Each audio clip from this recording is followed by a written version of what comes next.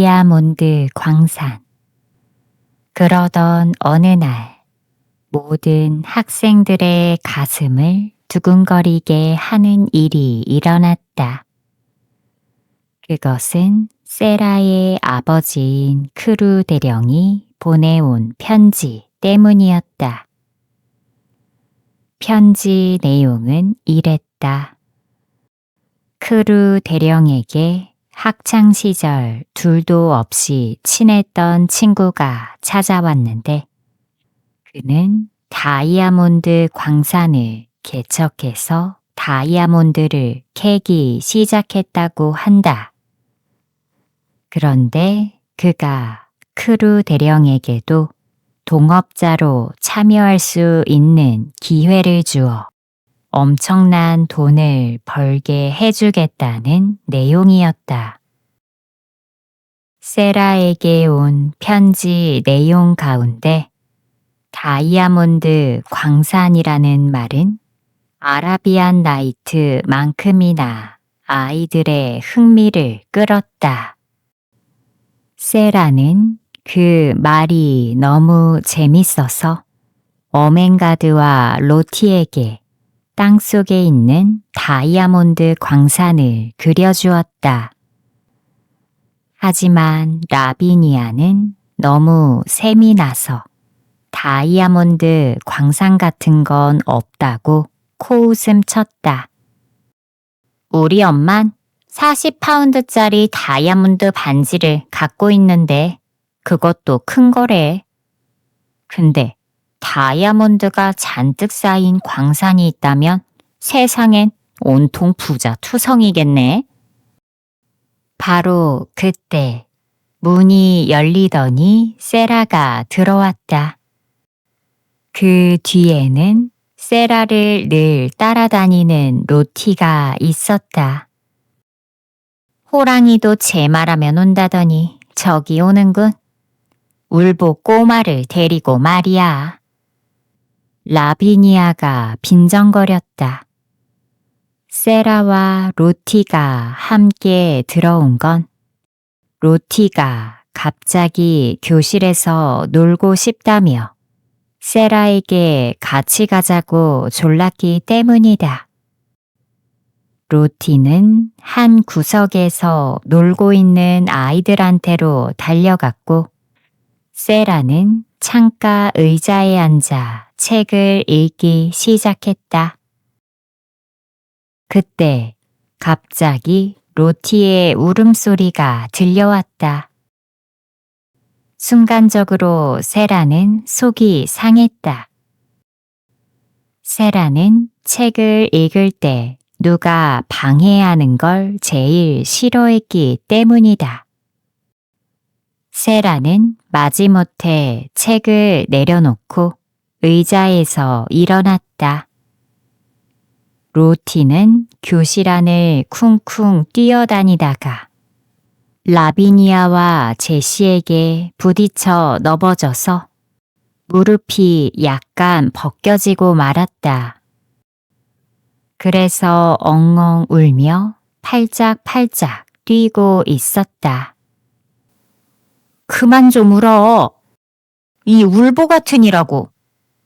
라비니아가 소리를 질렀다. 로티는 무릎에 맺힌 피를 보며 다시 울음을 터뜨렸다. 세라가 얼른 달려와 무릎을 꿇고 로티를 껴안았다. 로티야, 왜 그래? 쟤들이 나보고 울보라고 하잖아. 로티는 분한 듯 울먹이며 말했다. 그렇다고 울면 어떡해. 로티야, 너 나하고 약속했잖아. 이제 다신 울지 않는다고. 내가 이제부터 네 엄마라고 말이야. 로티는 그제야 안심한 듯 훌쩍거리며 세라의 품에 안겼다. 나랑 같이 저쪽 창가로 가자. 내가 재밌는 얘기 해줄게. 다이아몬드 광산 얘기? 로티는 언제 울었냐는 듯 신이 나서 코를 벌름거렸다. 그때 라비니아가 나서서 소리를 질렀다. 뭐? 다이아몬드 광산이라고? 네가 뭘 안다고 마구 짓거리는 거야? 한 대 때려줄까 보다. 그러자 세라가 자리에서 벌떡 일어났다. 그러자나도 책에 정신을 쏟고 있다가 로티를 달래려고 오느라 기분이 언짢았는데 라비니아가 빈정대자 화가 치밀었다. 네 주먹이 얼마나 세다고 툭하면 사람을 때려준다는 거니? 난 오히려 널 때려주고 싶어. 하지만 꼭 참겠어. 그러자 라비니아도 지지 않고 빈정거렸다. 네, 잘 알겠습니다, 공주마마. 제가 잘못했어요. 우리 학교에 공주님 같은 분이 계시다는 게 영광일 뿐이지요. 세라는 화가 나서 라비니아의 뺨이라도 후려칠 기세로 다가갔다. 무엇이 된 것처럼 상상하며 노는 건 세라가 제일 좋아하는 놀이였다. 하지만 자신을 공주라고 여기며 노는 놀이는 아직 남에게 얘기하고 싶지 않은 비밀이었다.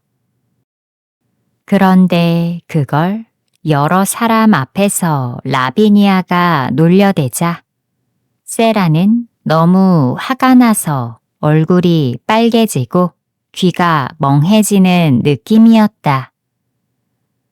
하지만 진짜 공주라면 이렇게 화를 내진 않을 것이다. 세라는 손을 내리고 조용하고 차분하게 말했다. 그래, 난 때때로 내가 공주라는 상상을 해. 그렇게 해서 진짜 공주처럼 행동하고 싶은 거야. 근데 네가 무슨 참견이니? 라비니아는 세라의 말에 뭐라고 대꾸해야 할지 몰랐다. 라비니아는 어찌 된 일인지 세라와 얘기를 하다 보면 이렇게 말문이 막힐 때가 많았다. 라비니아는 겨우 대답할 말을 생각해냈지만 그건 별로 신통한 말이 아니었다. 이런 일이 있은 뒤부터 세라를 시기하는 아이들은 말끝마다 공주라며 놀렸고 세라를 좋아하는 아이들은 세라에 대한 사랑의 표시로 공주라고 불렀다. 이 사실을 알게 된 민친 선생님은 학부형들이 학교에 찾아오면 자랑스러워하며 그 이야기를 꺼냈다. 공주님이라는 말이 마치 왕족들이 다니는 여학교라는 인상을 주는 듯 했기 때문이다. 베키는 그처럼 세라에게 어울리는 별명은 없다고 생각했다. 안개가 낀 어느 날 오후, 세라의 푹신한 의자에 앉아 잠들었다가 놀라 깬 뒤부터 둘은 아주 가까운 친구가 되었다. 때때로 베키는 세라에게 재밌는 이야기를 들으며 맛있는 과자와 케이크를 얻어먹었다. 베키는 그 자리에서 다 먹어치울 때도 있지만 때론 다락방에 가서 먹으려고 주머니 속에 넣어두기도 했다. 언젠가 베키가 말했다. 하지만 아가씨, 이걸 먹을 땐 조심하세요. 부스러기가 떨어지면 쥐들이 모여드니까요. 쥐가 온다고? 네 방엔 쥐가 있니? 세라는 겁에 질린 얼굴로 물었다. 그럼요. 얼마나 많은데요. 제가 자는 다락방엔 큰 쥐도 있고 생쥐도 있어요. 처음엔 쥐들이 뛰어다니는 소리가 정말 시끄러웠는데 이젠 아무렇지도 않아요. 그런데 베키가 일이 바쁜 날은 이 따스하고 아늑한 방에서 단 몇 분밖에 머물지 못했다. 그럴 때면 세라는 베키와 이야기를 몇 마디 주고받고는 얼른 주머니에 먹을 것을 넣어주곤 했다. 어느 날 세라는 상점에서 고기 파이를 사다가 베키에게 주었는데 베키는 그걸 받고 눈이 휘둥그레졌다. 아가씨, 이걸 먹으면 정말 배가 부를 거예요. 카스텔라는 맛은 있지만 금방 배가 꺼져요. 하지만 이건 한참 배가 든든할 거예요. 베키는 그 뒤 세라의 방에서 고기파이나 쇠고기 샌드위치를 자주 먹었다. 이런 음식을 먹고 나면 베키는 아무리 고된 일을 해도 덜 지치고 말할 수 없이 무겁던 석탄통도 가볍게 느껴졌다. 베키는 석탄통이 아무리 무거워도 요리사가 무섭게 화를 내도 오후에 세라의 방에 가서 지낼 행복한 시간을 생각하면 고기파이나 과자가 없다 해도 즐거웠다. 베키는 언제나 힘들었기 때문에 별로 웃는 일이 없었다. 그런데 세라는 베키를 잘 웃게 만들었고 또 함께 큰 소리로 웃곤 했다. 그렇게 한참을 실컷 웃고 나면 고기파이를 먹었을 때처럼 마음이 흐뭇해졌다.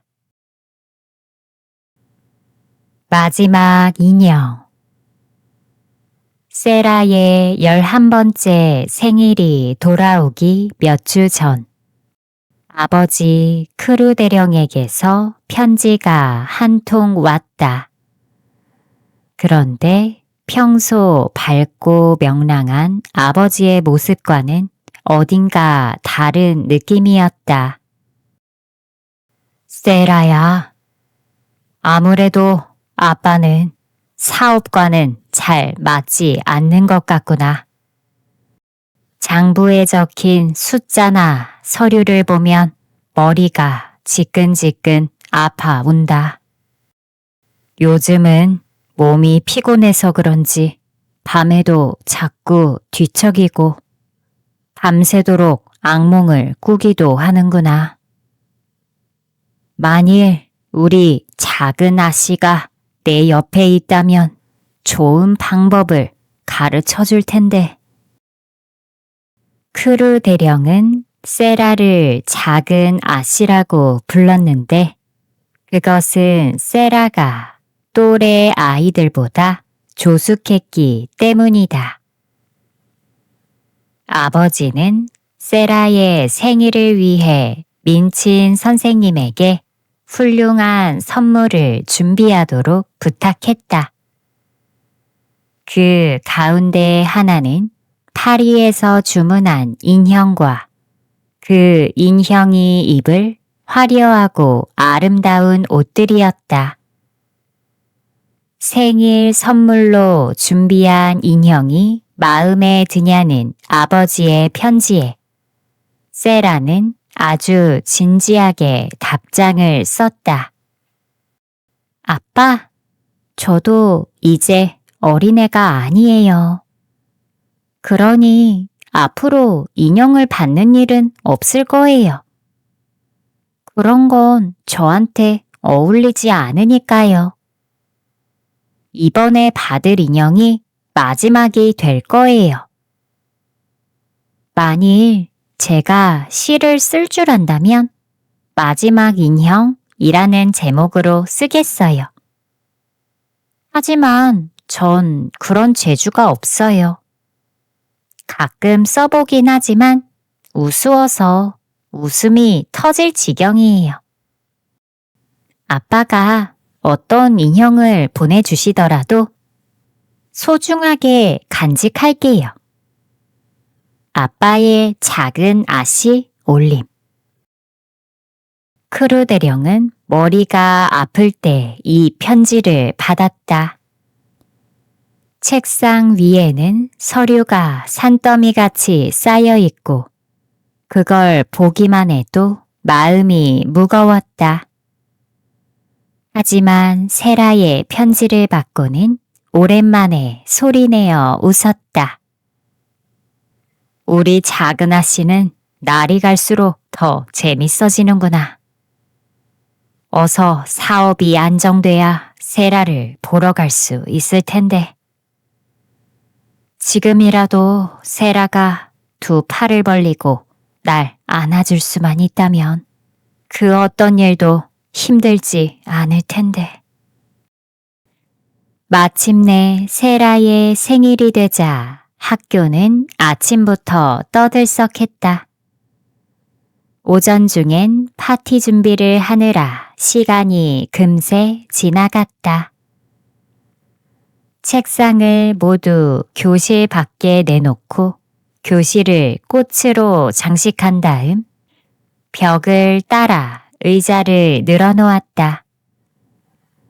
그리고 모든 의자에 빨간 천을 곱게 씌웠다. 아침에 세라가 자기 방으로 들어가자 탁자 위에 갈색 종이로 싼 작은 꾸러미가 놓여 있었다. 세라는 그것이 누가 보낸 선물인지 알 것 같았다. 선물을 풀자 생일 축하해요 라고 서툴게 수놓은 빨간 플란넬 헝겊으로 만든 바늘 꽂이가 들어있었다. 아, 베키, 이걸 만드느라고 얼마나 힘들었을까? 바로 그때 살며시 문을 열고 베키가 수줍은 듯 들어왔다. 베키야, 이거 네가 만들었지? 정말 근사해. 세라가 들뜬 목소리로 외쳤다. 베키는 눈물을 글썽이며 말했다. 겨우 헌 플란넬 조각으로 만든걸요. 하지만 무엇이든 선물하고 싶어서 여러 날 밤을 새워 만들었어요. 아가씨라면 이 바늘꽂이가 비단에 다이아몬드가 박힌 거라고 상상하실 수 있을 것 같았거든요. 세라는 달려가서 베키를 껴안았다. 어쩐지 목이 메어왔다. 베키, 난 네가 참 좋아. 아가씨, 정말 고마워요. 별것도 아닌데. 그냥 헝겊으로 만든 건데. 드디어 파티가 열리는 오후가 되었다. 세라는 분홍빛 비단 드레스를 입고 꽃으로 장식된 교실로 들어섰다. 자기 옷 가운데 가장 멋진 옷을 입은 민친 선생님이 세라의 손을 잡고 걸어갔고 그 뒤에는 베키가 상자를 들고 따라왔다. 베키, 거기 서 있지 말고 어서 그 상자를 내려놔라. 민친 선생님이 베키에게 말했다. 베키는 깜짝 놀라 상자를 내려놓고 문 쪽으로 물러섰다. 하지만 눈길이 자기도 모르게 탁자 위에 놓인 상자에 머물렀다. 얇은 포장지 사이로 푸른 비단자락이 비죽이 나와 있었다. 저 민친 선생님, 베키를 여기 있게 하면 안 되나요? 세라가 머뭇거리며 물었다. 민친 선생님은 깜짝 놀란 나머지 안경을 올렸다 내리며 당황한 표정으로 세라를 내려다봤다. 민친 선생님은 마지못해 대답했다. 그럼 오늘은 세라의 생일이고 또 특별한 부탁이니 봐줄게. 베키, 세라에게 고맙다고 인사해라. 베키는 한쪽 구석에 있다가 얼른 앞으로 나와 세라에게 인사를 했다. 아가씨, 고맙습니다. 정말 인형이 보고 싶었어요. 베키는 민친 선생님에게도 꾸벅 인사를 했다. 정말 고맙습니다. 잠시 후 민친 선생님이 목소리를 가다듬고 말했다. 오늘은 세라 양이 11살이 되는 날이에요. 여러분 중엔 세라 양과 같이 이미 11살이 된 사람도 있겠지만 세라 양의 생일은 다른 사람들의 생일과는 좀 달라요. 세라 양은 성년이 되면 굉장히 많은 재산을 물려받게 되는데 세라 양은 그 돈을 아주 좋은 일에 쓰게 될 거예요. 또 다이아몬드 광산 얘기야. 제시가 빈정거리며 콧방귀를 뀌었다. 세라는 제시의 말은 못 들었지만 자기도 모르게 얼굴이 화끈거렸다. 민친 선생님이 이렇게 대놓고 돈 이야기를 할 때마다 세라는 정말 민친 선생님이 싫어졌다. 자, 세라 양이 오늘 여러분에게 고마움의 표시로 이렇게 성대한 파티를 열어줬잖아요? 감사의 표시로 다 함께 세라 양 고마워요 하고 인사합시다. 그러자 학생들은 모두 자리에서 일어섰다. 세라 양 고마워요. 학생들은 입을 모아 소리쳤고 로티는 너무 좋아서 팔짝팔짝 뛰었다. 세라는 너무 부끄러워 고개를 들지 못했다. 이윽고 세라는 우아하게 무릎을 굽혀 답례했다. 여러분, 제 생일을 이렇게 축하해 주셔서 정말 감사합니다. 민친 선생님이 교실을 나가자 모두들 긴장해서 풀려난 것처럼 떠들썩해졌다.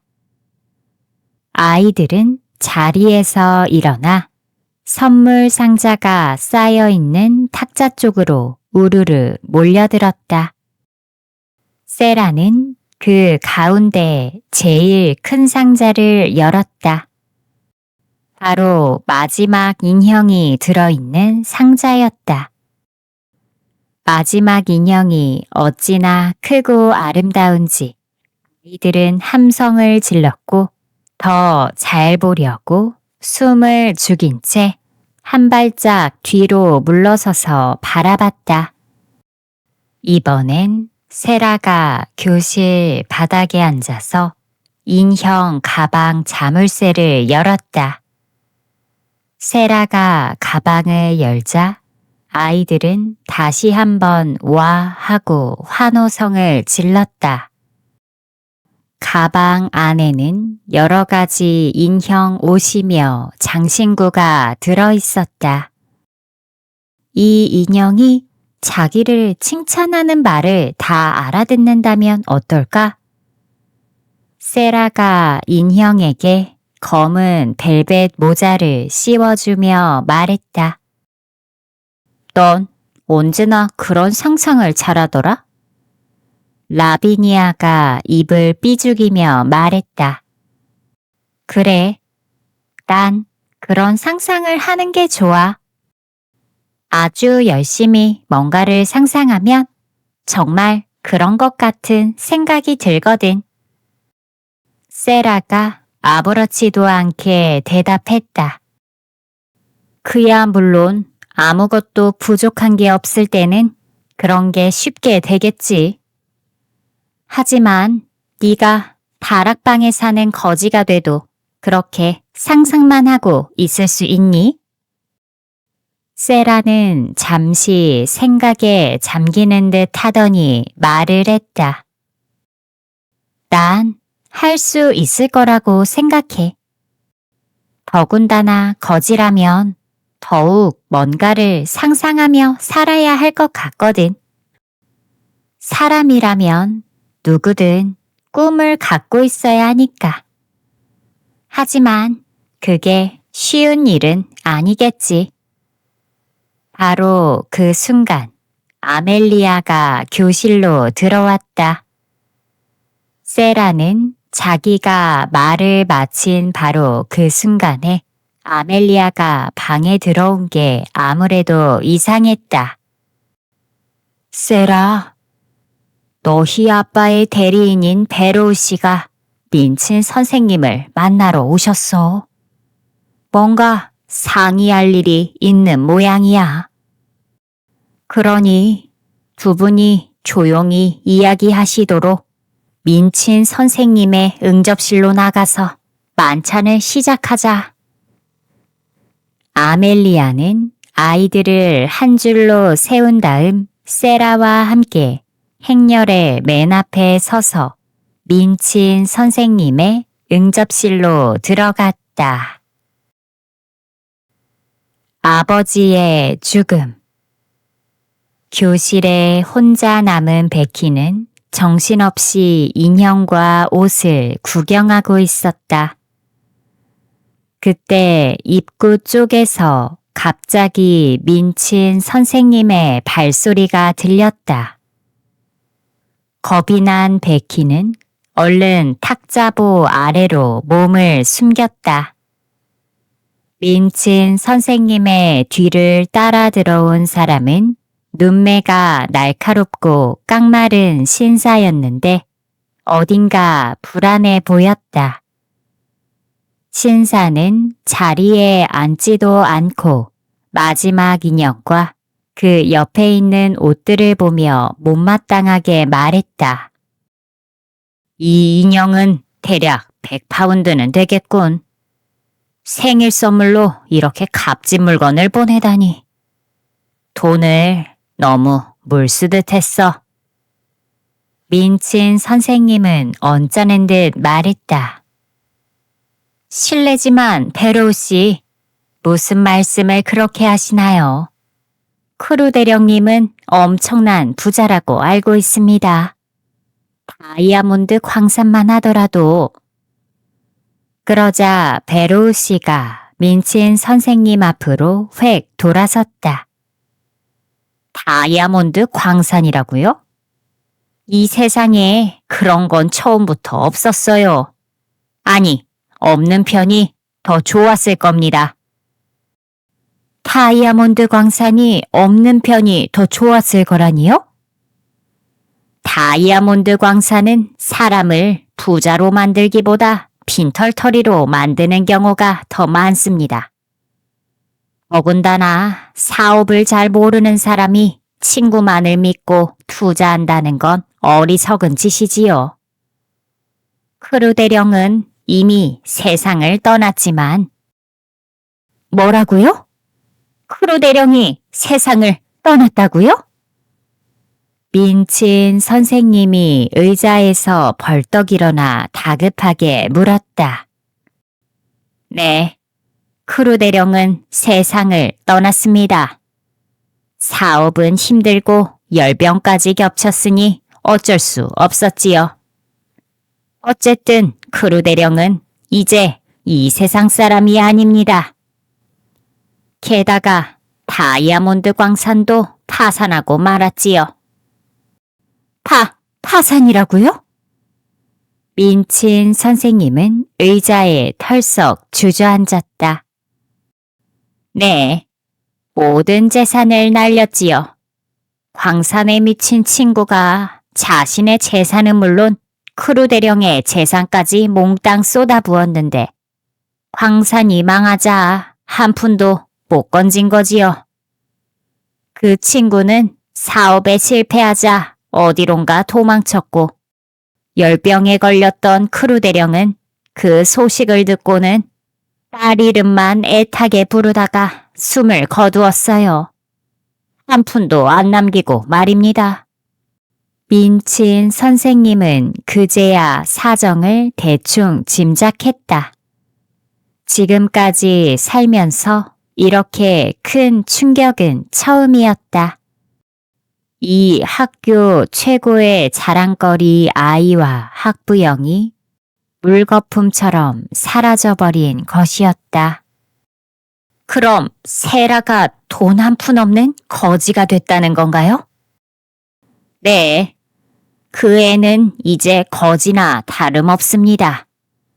그러니 선생님께서 맡아주셔야겠어요. 친척도 없으니 도리가 없죠. 세상에, 이럴 수가 있나요? 그 애는 지금 비단 옷을 입고 제 방에서 생일 잔치를 벌이고 있다고요. 난 크루 대령이 모든 경비를 다 보낼 거라 믿었기 때문에 그 아이를 위해서라면 뭐든 다 해줬어요. 엄청난 인형이며 장신구며 다 제 돈으로 샀다고요. 그렇다면 이젠 그 애한테 돈을 쓰지 않는 게 좋을 겁니다. 그 아이에겐 아무도 없으니까요. 자, 그럼 제가 그 애를 그냥 떠맡을 거라고 생각하신다면 그건 잘못 생각하신 거예요. 전 그 애를 거리로 내쫓을 거니까요. 민친 선생님은 몹시 화가 나서 외쳤다. 문 앞까지 걸어갔던 베로우 씨는 잠시 걸음을 멈춘 뒤 뒤돌아서 말했다. 그렇게 되면 학교 소문만 나빠질 텐데요.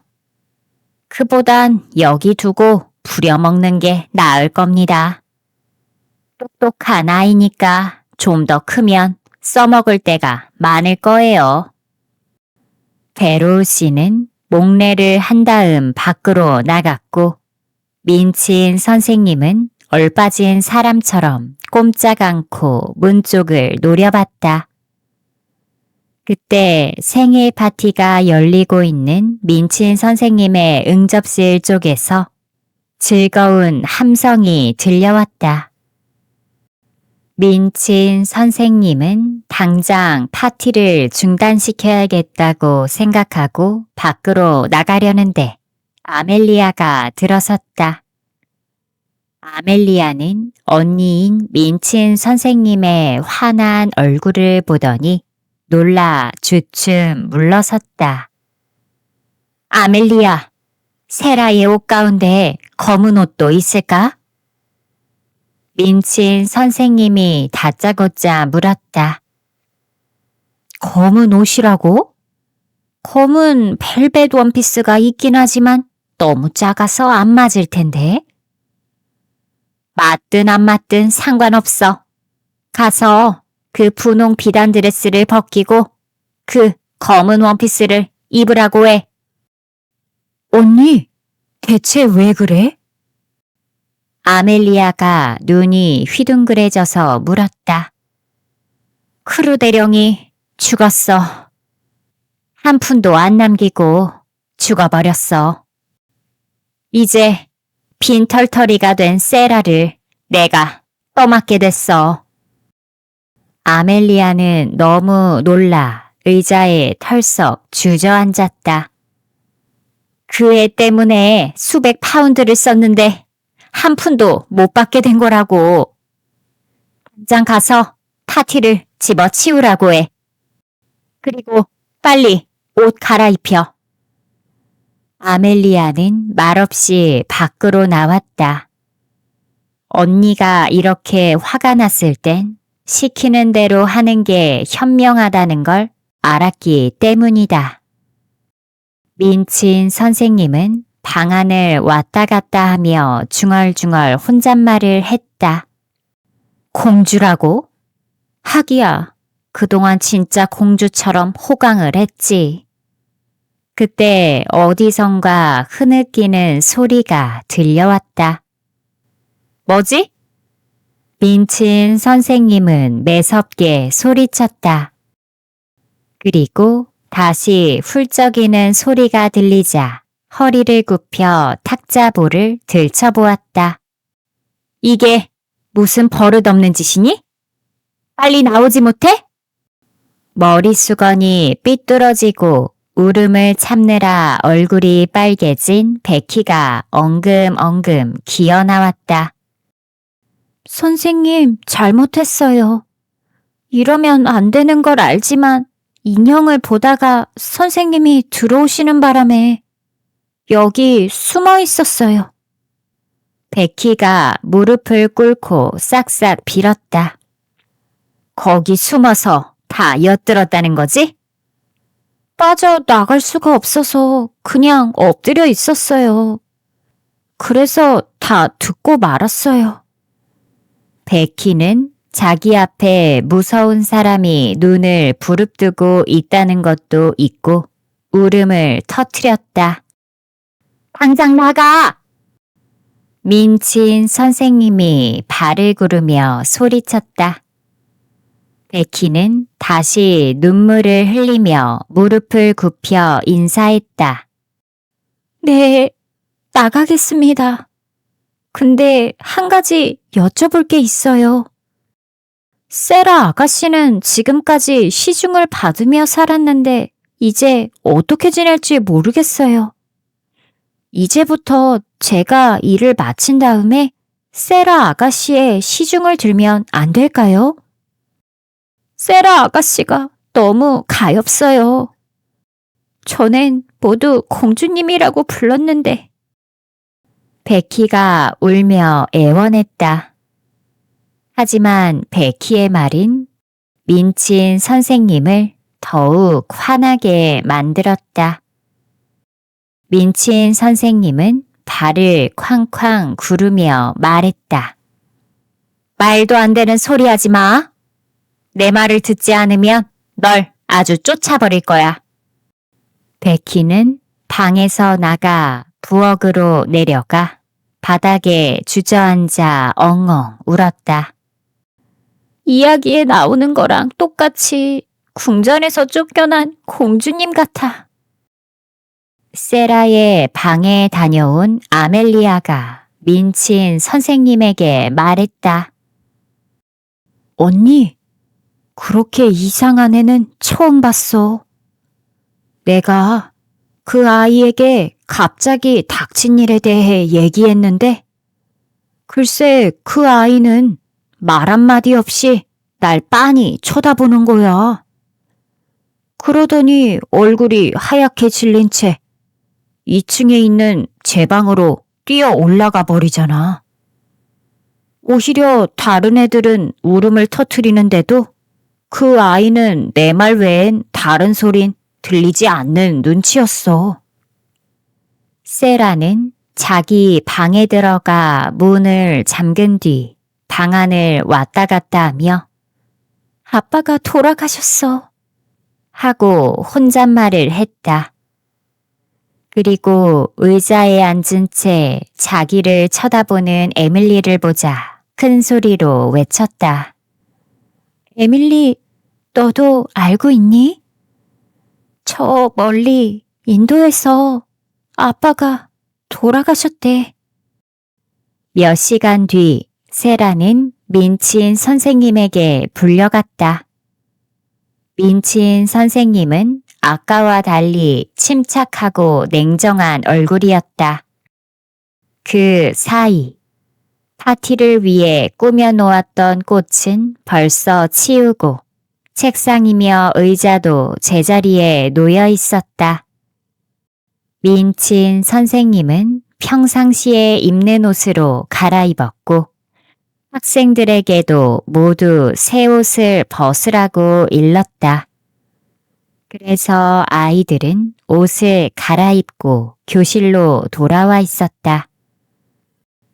민친 선생님 방에 들어갔을 때 세라는 창백한 얼굴로 슬픔을 숨기려는 듯 이를 악물고 있었다. 방금 전 아름답게 장식한 교실에서 선물을 들고 좋아하던 장밋빛 소녀의 모습은 어디에도 없었다. 세라는 민친 선생님의 분부대로 몸에 꼭 붙고 길이가 짧아 가느다란 다리가 더 가냘프게 보이는 검은 벨벳 원피스를 입고 에밀리를 꼭 껴안고 있었다. 인형은 내려놔. 싫어요. 내려놓을 수 없어요. 이제 제게 아빠가 주신 이 인형밖에 없어요. 민친 선생님은 전에도 세라가 하는 말이면 왠지 기분이 상했는데 이번에도 마찬가지였다. 민친 선생님은 더 냉정하게 말했다. 넌 이제 인형놀이 따위는 할 시간이 없어. 열심히 일해서 밥값을 해야 하니까. 세라는 커다란 눈으로 민친 선생님을 바라볼 뿐 아무 말도 하지 않았다. 이제 모든 게 달라질 거야. 아멜리아한테 다 들었지? 네. 아빠가 아무것도 안 남기고 돌아가셔서 제가 아주 가난해졌다고요. 그래. 넌 이제 거지야. 널 돌봐줄 친척도 없으니 오갈 데 없는 신세가 됐다. 내가 널 불쌍히 여겨서 여기 있게 하는 것만도 다행이라고 생각해. 네, 알겠어요. 세라는 울음을 간신히 참으며 대답했다. 저기 저 인형, 호화스럽게 치장한 저 인형도 내 돈으로 산 거야. 세라는 인형이 놓인 의자를 물끄러미 바라봤다. 저건 마지막 인형. 세라는 슬픔에 가득 찬 목소리로 나직이 중얼거렸다. 그래, 그건 정말 마지막 인형이구나. 어쨌든 그건 내 거야. 네가 가진 건 이제 전부 내 거야. 왜냐면 내가 돈을 다 치렀으니까. 다 가져가세요. 전 필요 없어요. 세라가 울고불고 소란을 피웠거나 겁이 나서 벌벌 떨었으면 민친 선생님도 그렇게까지 화를 내진 않았을 것이다. 민친 선생님은 세라가 의젓한 태도로 나오자 어쩐지 무시당한 기분이었다.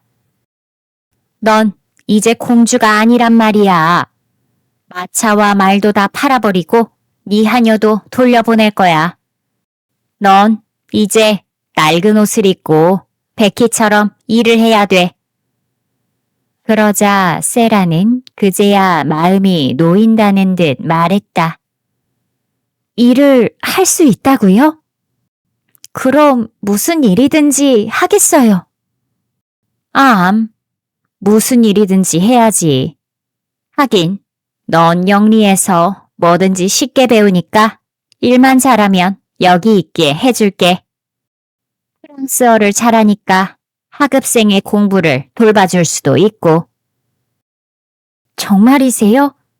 그렇게 하도록 해주세요. 그 애들을 잘 가르칠 수 있어요.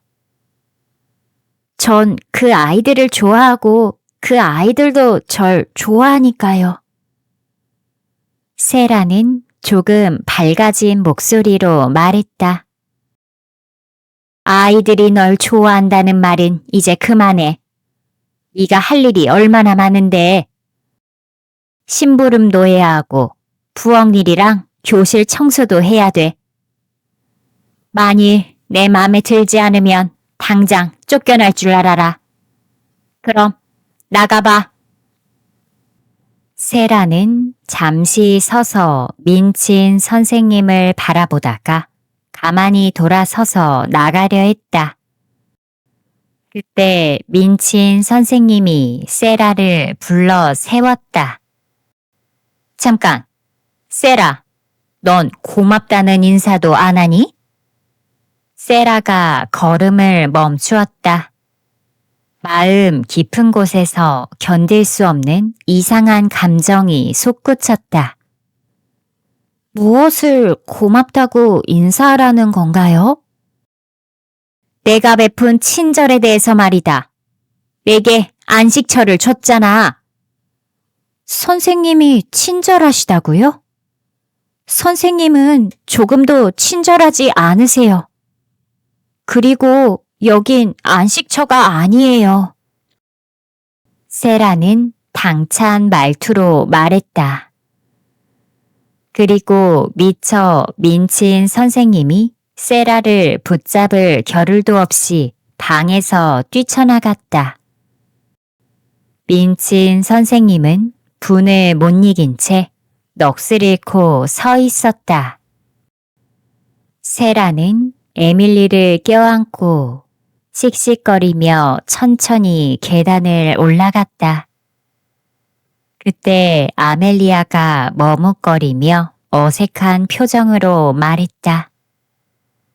세라, 이제 그 방에 들어가면 안 돼. 들어가면 안 된다고요? 거긴 이제 네 방이 아니거든. 그제야 세라는 모든 걸 알아챘다. 민친 선생님이 말한 변화의 시작이었다. 그럼 제 방은 어디예요?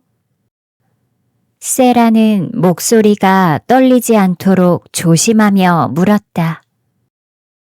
베키 방 옆에 있는 다락방이야. 다락방이라면 베키에게 들어서 알고 있었다. 세라는 돌아서 층계를 올라갔다. 그 층계는 비좁았고 허름한 양탄자 조각이 깔려 있었다. 지금까지 살던 세상과는 전혀 다른 세상으로 들어가는 것 같았다. 다락방 문을 여는 순간 세라는 가슴이 덜컥 내려앉았다. 그곳은 정말 다른 세상이었다. 천장은 비스듬히 내려앉았고 누렇게 색깔이 변한 벽은 군데군데 벗겨졌으며 방 안에는 녹슨 벽난로와 허름한 침대보가 덮인 딱딱한 침대가 있었다. 천장엔 조그만 창문이 있었고 그 창문을 통해 잿빛 하늘이 보였다. 세라는 침대에 걸터 앉았다. 세라는 어렸지만 좀처럼 울지 않는 아이였다. 입술을 꼭 깨문 채 에밀리를 무릎에 올려놓은 다음 그 위에 얼굴을 묻고는 넋이 나간 사람처럼 조용히 앉아 있었다. 잠시 후 조심스럽게 문 두드리는 소리가 들려왔다. 문이 살며시 열리더니 눈물로 엉망이 된 베키가 들어왔다. 베키는 사람들 몰래 몇 시간을 울며 앞치마로 눈을 마구 닦아서 얼굴이 이상해 보였다. 아가씨, 들어가도 돼요? 베키는 꺼질 듯한 목소리로 물었다. 세라는 얼굴을 들고 베키를 바라봤다. 그리고 방긋 웃어 보이려 했다. 하지만 뜻대로 되지 않았다. 눈물을 줄줄 흘리는 베키를 보며 세라는 가슴이 뭉클해졌다. 지금까지 애써 참았던 눈물이 흘러내리기 시작했다. 베키, 내가 언젠가 우리 둘 다 똑같은 사람이라고 말했지? 우린 그냥 두 사람의 소녀라고 말이야. 이제 정말이란 거 알겠지? 난 이제 공주님이 아니야. 그리고 예전의 세라도 아니야. 베키는 세라의 손을 잡은 채 흐느꼈다. 아니에요, 아가씨. 아가씨는 언제까지나 공주님이에요. 아가씨에게 무슨 일이 일어나든 아가씨는 공주님일 뿐 다른 사람이 될 수 없어요. 베키는 눈물을 닦으며 말을 이었다. 고마워, 베키. 앞으로 우리 더 사이좋게 지내자. 다락방 생활. 세라는 다락방에서 처음 잠을 잔 그날 밤을 평생 잊지 못했다. 아빠가 돌아가시다니. 세라는 이제 아빠를 볼 수 없다는 사실에 견딜 수가 없었다. 잠자리에 들었지만 침대가 너무 딱딱해서 몇 번이나 돌아 누워야 했다. 주위는 온통 어둠인데다가 지붕 위에선 굴뚝을 스쳐 지나가는 바람소리가 매섭게 들려왔다. 그러나 더욱 무서운 건 벽과 널빤지 뒤에서 뭔가 우당탕탕 뛰어다니고 북북 긁어대는 소리였다. 세라는 베키에게 미리 얘기를 들었기 때문에 그게 무슨 소린지 알 수 있었다. 쥐들이 싸우거나 장난치는 소리일 것이다. 세라는 처음 그 소리를 듣고 깜짝 놀라 침대에서 벌떡 일어났다. 그리고 벌벌 떨며 앉아 있다가 이불을 머리 끝까지 뒤집었었다. 이불 속에서 말똥거리는 두 눈을 깜빡이며 아침이 어서 오기만을 빌었다. 뜬 눈으로 밤을 지새운 세라는 새벽이 되어서야 깜빡 잠이 들었다. 이윽고 아침이 되었다. 하지만 세라의 생활은 완전히 달라졌다. 마리엣도 떠났고 방 역시 이미 다른 아이가 차지했다. 아침 식사 때가 되어 식당으로 들어갔다. 민친 선생님 곁에 있던 자신의 자리엔 라비니아가 앉아 있었다. 민친 선생님은 세라에게 쌀쌀맞은 목소리로 말했다. 세라, 넌 저 하급생 옆에 가서 조용히 식사를 하도록 돌봐줘라. 그리고 내일부턴 더 일찍 내려와. 저것 봐, 로티가 벌써 차를 쏟았잖아. 그게 세라가 처음 한 일이었다. 날이 갈수록 세라의 일감은 늘어났다. 하급생들에게 프랑스어를 가르쳐주고 다른 공부도 돌봐주어야 했다. 그것들은 세라의 일 중에서 가장 쉬운 편에 속했다. 세라는 언제 어디서든 누군가가 시킬 일이 있으면 불려나갔고 다른 사람이 못한 일까지 도맡아 해야만 했다. 세라가 고분고분 말을 잘 듣자 하녀들까지도 민친 선생님을 본따서 닥치는 대로 일을 시켰다.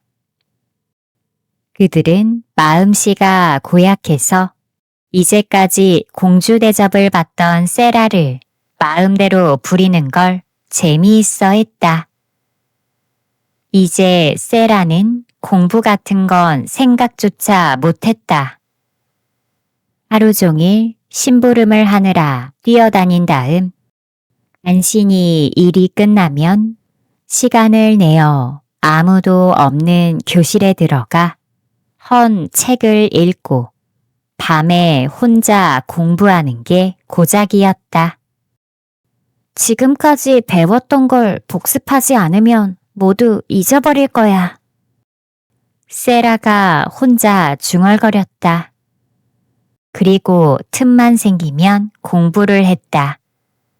하루도 게을리 하지 않았다.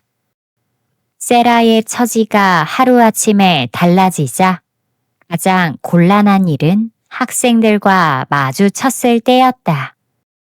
민친 선생님은 세라와 학생들이 가까이 지내지 못하도록 했다. 저 아이가 다른 아이들하고 친하게 못 지내도록 조심해야 돼. 괜히 자기 일을 슬픈 이야기처럼 꾸며서 들려주면 아이들은 그 애를 가엾은 주인공으로 여기고 동정할 테니 되도록 학생들과 멀어지도록 해야 돼. 민친 선생님이 아멜리아에게 말했다. 하지만 세라 역시 자기를 모른 채 하는 아이들과 결코 친하게 지내려 하지 않았다. 민친 선생님의 학생들은 대부분 머리가 둔했지만 부유한 집안의 아이들이었다. 그래서 세라의 옷이 점점 더 낡아지고 신발에 구멍이 나고 요리사의 심부름을 위해 장바구니를 들고 거리로 나서는 모습을 보면서 마치 하녀를 대하듯 했다. 그 가운데서도 라비니아가 제일 심했다. 저런 애가 다이아몬드 광산에 가지고 있었다니. 근데 지금은 저 꼴이 됐어. 난 저 아이를 처음부터 싫어했지만 저렇게 말도 안 하고 남을 흘끔흘끔 훔쳐보는 건 정말 짜증나고 싫어. 그러자 세라가 말했다. 맞아. 네 말이 옳아. 난 어떤 사람들을 정말 자세히 쳐다봐. 그건 그 사람들이 무슨 생각을 하는지 알고 싶어서야. 라비니아는 세라를 자주 골탕 먹였다. 하지만 세라는 모든 고통을 꿋꿋이 견디었으며 아무리 힘들어도 내색을 하지 않았다. 군인들은 불평하지 않아. 나 역시 지금 전쟁터에 나와 있다고 생각할 거야. 세라는 이를 악물며 이렇게 중얼거렸다.